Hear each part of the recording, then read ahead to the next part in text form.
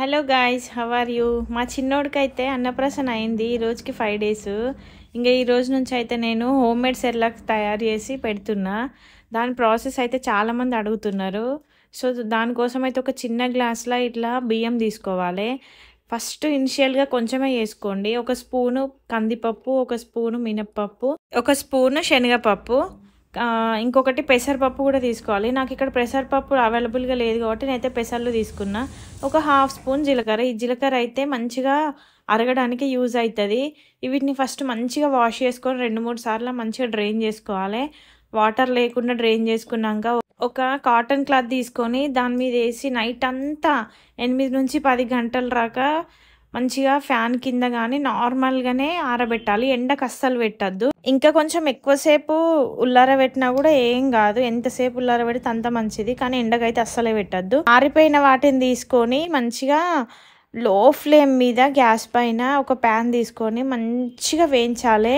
Golden brown కలర్కి వచ్చేంత వరకు వేయించాలి. ఇట్లా పట్టుకొని చేతితో నలిపితే ఇప్పుడు నేను చూపిస్తున్న విధంగా ఒక్కొక్క బియ్యము తుక్కు కావాలి. సో అట్లా అయ్యేరాక వేయించిన తర్వాత ఫ్యాన్ గాలికి మంచిగా చల్లారనియాలి. చల్లారినాక గ్రైండర్ పట్టుకోవాలి. ఫైన్ పౌడర్ లాగా పట్టుకోవాల్సిన అవసరం లేదు. కొంచెం లైట్గా బబ్బురు ఉన్నా కూడా ఏం కాదు. సో ఇట్లా పట్టుకున్న తర్వాతనైతే మళ్ళీ ఒక చిన్న జల్లెడతోనైతే జల్లించాలి. నా దగ్గర జల్లెడ లేదు కాబట్టి దీంతోనైతే జల్లిస్తాను. మీరు జల్లెడ ఉంటే జల్లెడతో పట్టించుకోండి. తర్వాత ఒక చిన్న హాఫ్ స్పూన్ తీసుకోండి. ఇది 5 months కంప్లీట్ అయిన వాళ్ళకి నేను చెప్తున్నా. జస్ట్ హాఫ్ స్పూన్ తీసుకొని దానికి సరిపడని నీళ్లు పెట్టి ఇట్లా చిన్న బౌల్లో, నేనైతే ఇక్కడ ఫుల్ స్పూన్ తీసుకున్నా కానీ సగం పడేస్తా.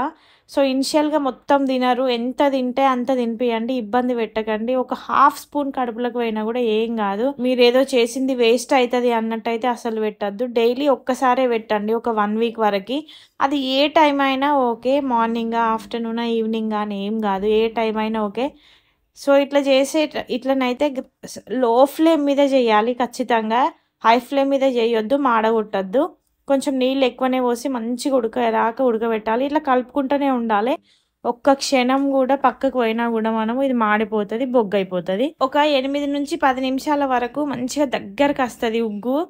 దగ్గరకు వచ్చినాక మంచిగా నీళ్ళల్లో కానీ లేదంటే ఫ్యాన్ కింద కానీ పెట్టి దీన్ని మొత్తం చల్లారినాక పిల్లలకి తినిపించాలి మెల్లమెల్లగా. ఇంత చేసినా కదా ఇదంతా తినిపించాలి అదంతా అవసరం లేదు.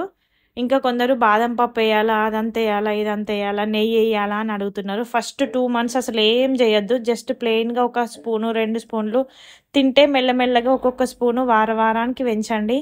అంతేగాని ఒకటేసారి గిన్నెడు తినాలంటే ఎవ్వరు తినరు.